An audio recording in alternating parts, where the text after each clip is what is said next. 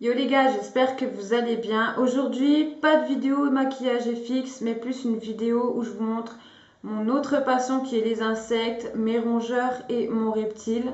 Je vais vous montrer ça en détail, vous expliquer un peu les fiches d'élevage, comment s'en occuper, en gros, comment en avoir chez soi et bien s'en occuper.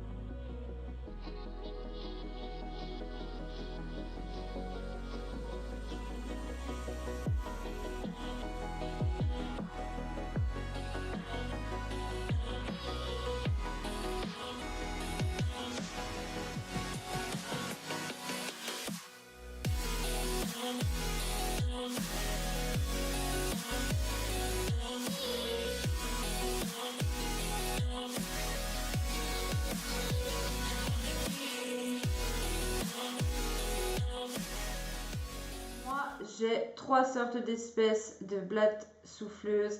J'ai les Grande Padorina Portentosa, Oblegenta et j'ai les Princisia. Donc Princisia, c'est la noire et blanche que vous avez pu voir. C'est assez facile de maintien. Par contre, ça vit en communauté. Ils adorent être confinés entre eux. Il ne faut pas non plus en mettre un par mini-terra ou par bac, ça serait con, ça servirait à rien. Ça mange surtout tout ce qui est fruits. Vous lui donnez tout simplement des fruits où il y a de l'eau. Donc moi, je sais qu'ils adorent les tomates et les raisins, donc voilà, ils en mangent. Et là, actuellement, ils ont de la banane. Et ils ont l'air d'aimer ça parce qu'en bout de 2 jours, il n'y en a plus. Quand vous les faites chier, ne craignez rien, ça souffle, mais ça souffle vraiment très fort, surtout quand vous appuyez très très bien sur l'abdomen. Je me fournis à Tropicalis, donc qui se situe à Dijon, donc en Côte d'Or. Et on m'a expliqué que si vous voulez qu'ils grossissent plus vite, donc du stade bébé à adulte, il faut les mettre au chaud. Donc vous le mettez le tapis chauffant à fond, comme ça ils grandissent plus vite, mais ils arrivent plus vite au moment de mourir quoi. Quand ils font des mues, elles sont toutes blanches, elles sont magnifiques. Et par contre, quand ça arrive, s'il vous plaît, ne les touchez pas. Ensuite, avant, après les avoir pris, désinfectez-vous les mains avec un gel hydroalcoolique. Mais vraiment, parce que c'est quand même porteur de bactéries, donc ça a beaucoup d'acariens parce que ça, voilà, ça vit avec leur hôte. Donc s'il vous plaît, nettoyez-vous bien les mains. Ensuite, je vais passer à mes rongeurs. Donc j'adore les souris. J'adore les souris. Alors il y a des gens qui ne supportent pas les souris parce qu'ils n'aiment pas leur queue. Bref, j'ai deux sortes de souris. Donc comme vous avez pu le voir, j'ai des colorées et j'ai des blanches. Donc les colorées, c'est les mâles et les toutes blanches, c'est les femelles. Comme ça, au moins, j'arrive à me repérer. C'est facile de maintien, mais c'est vrai que il faut changer la litière quasiment 2 fois par semaine. Ça, même si c'est un grand terrarium, je le fais quand même 1 fois par semaine. Mais bon, si c'est bon à changer, changez-le. N'attendez pas que ça pue la mort. Tout ce qu'ils mangent, c'est facile. Vous trouvez des graines pour rongeurs. Vous pouvez leur donner des petites friandises comme les petits bâtonnets que vous trouvez en animalerie. Il n'y a rien de plus compliqué. Ensuite, on passe à mon premier reptile. Donc, c'est un gecko léopard raptor de 3 mois. Donc, c'est un petit juvénile et il est encore un peu maigre parce qu'il mange seulement que depuis 3 jours. Il devait être constipé et le changement de terra a dû l'affecter, donc c'est normal. Ne vous inquiétez pas si votre gecko léopard ne mange pas au début que vous l'aviez, c'est normal. Donc après, au niveau des mesures, ça peut mesurer environ 15 à 25 cm, donc ça fait un tiers de la queue, donc la queue elle va être énorme, elle va être assez grosse. Au niveau du matériel, donc le matériel, ça coûte très cher aussi. Je vous conseille un minimum de 200 €, que ce soit pour le terrain en lui-même, que ce soit pour la pince, que ce soit pour la nourriture, lampe chauffante, tapis chauffant, thermostat et la bête en lui-même. Donc ça coûte très très cher. Donc c'est pas un achat qu'on fait à la légère. Il faut savoir que ça vit jusqu'à 20 ans. Donc si vous en prenez bien soin, il pourra vivre très très longtemps. Ensuite en substrat, donc moi je mets au fond de mon terrarium du sopalin. Au moins je peux le changer plusieurs fois par semaine. Et mon animal ne craindra rien. C'est pas comme le sable où il peut en avaler et faire une occlusion. C'est pas comme les copeaux où quand il peut manger, il peut en avaler et s'étouffer avec. Voilà, donc il y a un gros débat encore là-dessus, mais c'est encore autre chose. Donc voilà, moi je préfère et je conseille le sopalin. Dans le terrarium d'un gecko léopard, il faut absolument un côté chaud et un côté froid. Donc il faut qu'il y ait aussi une cabane du point chaud au point froid pour qu'ils puissent se cacher vu que c'est un animal nocturne. Ils ne régulent pas leur température eux-mêmes, donc c'est pour ça que l'on les aide avec les tapis chauffants ou lampes chauffantes, c'est comme vous voulez. La manipulation, alors moi je ne suis pas un bon exemple, je l'avoue. C'est un juvénile et il ne faut pas trop les tripoter. Je ne les tripote pas non plus tous les jours, ça non, c'est faut pas. Je les tripote au moins 1 fois, voire 2 par semaine pour qu'ils puissent s'habituer à moi. C'est tellement intéressant, on a envie de le toucher, on a envie de le voir, on a envie de voir comment il se débrouille. Voilà. Alors au niveau de la couleur, vous en avez toutes les couleurs. Vous pouvez en trouver des rouges, vous pouvez en trouver des jaunes fluo. Le mien, il sera jaune fluo, je pense. Parce que vu la couleur qu'il a là et les taches, absolument indispensable dans le terrarium. Après les 2 cachettes et le chauffage, c'est le point d'eau. Donc le point d'eau, il faut qu'il soit changé tous les jours. Ensuite, après la gamelle d'eau, il lui faut une gamelle de calcium. Donc il lui faut à volonté. Ils en ont toujours besoin à cet âge. 1 fois par semaine, vous lui mettez de la vitamine. La vitamine, c'est important si vous n'avez pas de lampe UV. D'après ce qu'on m'a dit, moi je mets juste un tapis chauffant et un thermostat pour le moment, j'attends qu'il grandisse un peu. Ensuite, après, vous pouvez mettre votre décoration, vous pouvez mettre des branches, vous pouvez mettre des feuillages. Après, vous faites votre décoration à votre guise, quoi. C'est libre à votre imagination. Voilà. En nourriture, il faut savoir que ça mange beaucoup quand c'est juvénile. Ça mange 2 fois par jour, tandis qu'un adulte peut manger qu'une seule fois par jour sans problème. Un juvénile comme moi, je lui donne à peu près 7 à 8 grillons par jour en ce moment parce qu'il ne veut pas manger plus. Donc j'y vais vraiment au fur et à mesure.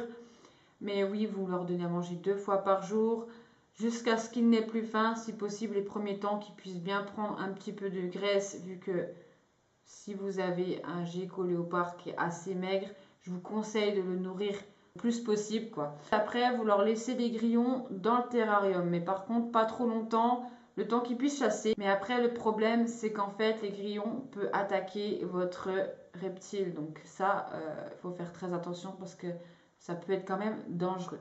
À part des grillons, vous pouvez leur donner des verres de farine. Mais attention, là encore, il y a un autre problème, c'est des friandises. Donc c'est comme du chocolat pour nous en fait. Vous leur donnez très très peu et surtout pas en premier repas quoi. C'est grillon et si vous voyez qu'il ne peut pas de grillon, vous essayez des blattes. Mais s'il veut rien de tout ça, encore vous pouvez leur donner une petite friandise. Mais ne nous nourrissez pas avec des verres de farine parce que c'est très gras et ça peut à la longue tuer votre gigot. Donc évitez de donner n'importe quoi. Alors je précise que je ne suis pas professionnelle, je vous donne les conseils que moi j'ai eus par rapport à des professionnels qui m'ont renseigné sur ce style de reptile. Donc moi je vous conseille quand même de ne pas écouter à droite, à gauche ce qui se dit. Moi je vous conseille directement d'aller voir un éleveur, un professionnel qui pourra vous donner toutes les informations correctes parce qu'il se peut que moi, je vous ai dit des erreurs, comme d'autres personnes que vous allez regarder des vidéos peuvent vous dire des erreurs.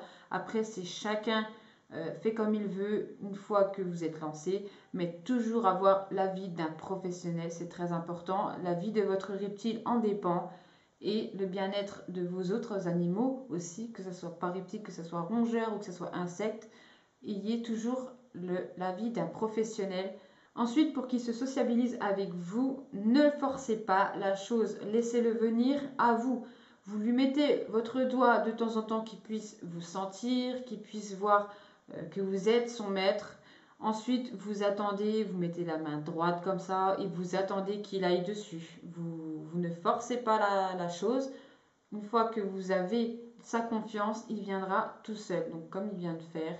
Oh bah là, vous venez de voir bailler. Génial. C'est trop mignon. Oh, mon bébé. Ensuite, ce qui est du réglage de température, moi je conseille 30 à 35 degrés sur un point chaud et un point froid, je conseille 20 à 24 degrés maximum et l'hygrométrie de 50 à 60%. Donc si vous avez d'autres questions à me poser, posez-les en commentaire ou sur mes réseaux sociaux, donc Snapchat, Insta, Facebook. Merci d'avoir regardé ma vidéo, je vous fais de gros bisous et à bientôt. Ciao.